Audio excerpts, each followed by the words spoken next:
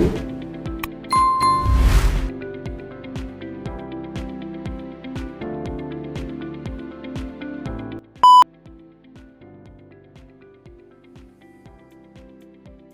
everyone! Ngayon ay magbabaklas tayo ng system unit.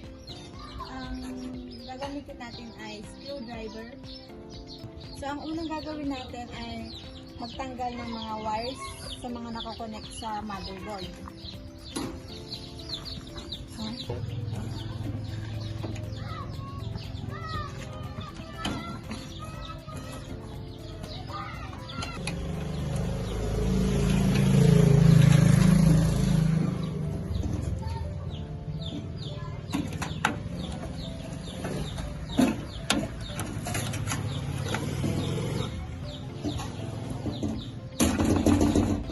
So guys, natanggal na ang mga wires sa motherboard. Ngayon naman babaklasin natin ang motherboard.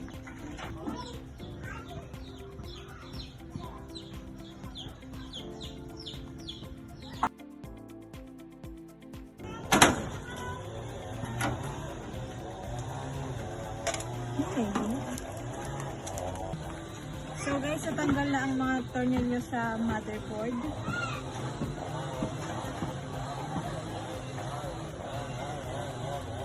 So ngayon ang susunod na tatanggalin ay ang RAM.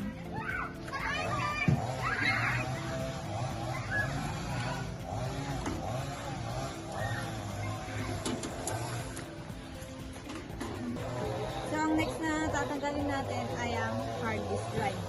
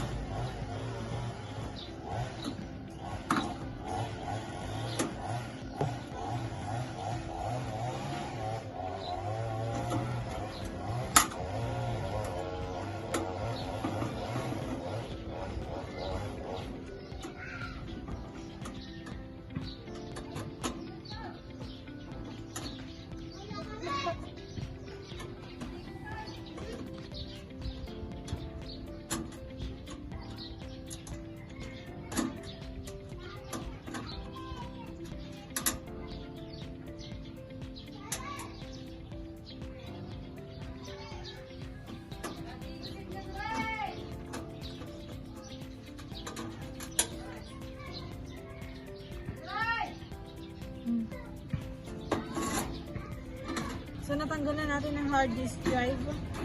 So natanggal na natin lahat ng mga laman ng system unit. So ibabalik na natin. So ibabalik na ang hard disk drive.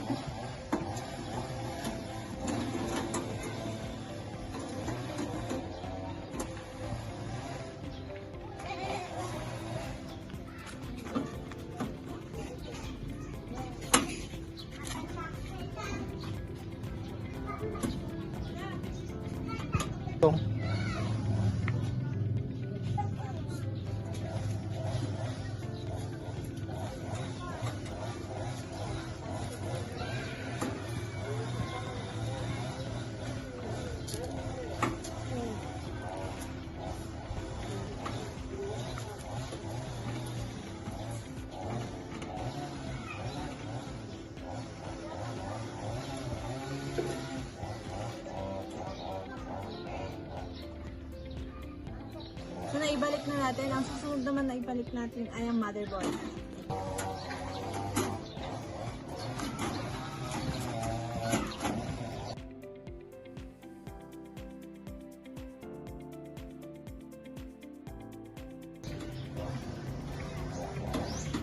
So natapos na natin ikabit ang motherboard. Ang susunod naman ay ang RAM.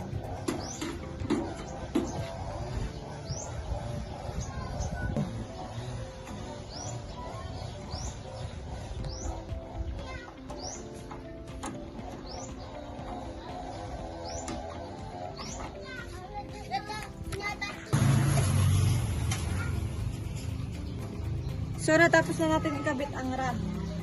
Next gagawin ay kabit ang wires.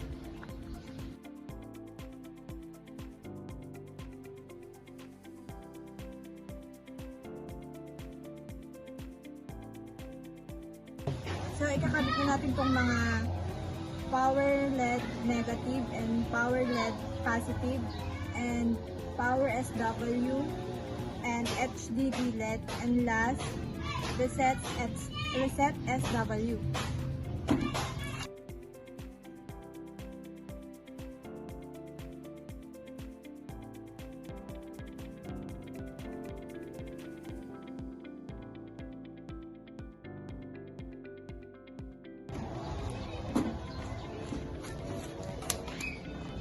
So, okay na. Okay na natin na ikabit. So, ang next natin ilalagay ay ang SATA.